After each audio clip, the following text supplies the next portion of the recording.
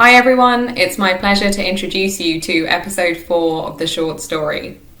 Today we'll be looking at the crypto industry. So there have been a lot of interesting developments in the crypto space of late. One could argue there are always lots of interesting developments in crypto. But one that caught my eye was that one of the developers of Tornado Cash was found guilty of laundering $1.2 billion of crypto. Some of you may be familiar with Tornado Cash. It's a mixing service that obscures the source and destination of crypto funds. So funds belonging to various parties are pooled, mixed up, and, to quote Wired, spat out into brand new crypto wallets, by which point it's no longer clear whose crypto belongs to who. Now, while some have argued there are legitimate uses for these types of services, they can be used to facilitate money laundering. And this points to crypto's reputational issue and the close association it's had in the past with illicit activity.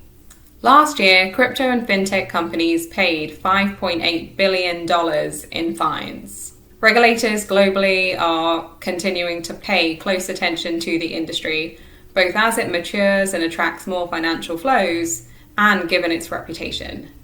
And this leaves crypto exchanges at a crossroads of sorts. There's a lot of upside. There's been a lot of momentum in the crypto market this year.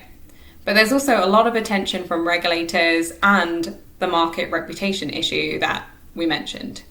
So, how do exchanges build trust with regulators and consumers? And how can they best set themselves up to take advantage of market momentum if it continues? Stronger compliance processes are key. Robust AML and KYC controls involve establishing enhanced screening and identity verification.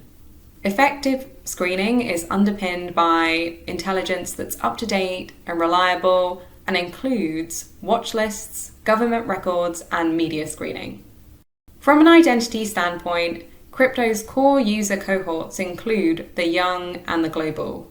And younger generations of investors in particular present more of an identity challenge because they tend to have thin profiles that are more complicated to validate. And on top of that, they have very high expectations when it comes to user experience. They're less likely to accept friction or delays in the onboarding process or the overall experience when they're using crypto websites, apps, etc. For this cohort in particular, exchanges should explore diverse data sources that can help them confidently verify thin profiles. Given the global nature of the types of customers exchanges have, exchanges are also encouraged to look at authoritative, localized data sources. A final pillar of effective compliance is taking an approach which looks at the complete customer lifecycle. This means running checks as different events occur. If a customer changes their address, or attaches a new bank account, or starts using a new wallet, these are all opportunities to re-verify the customer's identity and prevent financial crime. So, if the crypto spring turns into summer, transparent and compliant crypto exchanges will have the edge. And more than that, they'll be doing their part to shift perceptions of the industry and set it up for greater gains as a whole. That wraps up this episode of The Short Story. Thank you so much for joining us and look forward to seeing you for episode 5.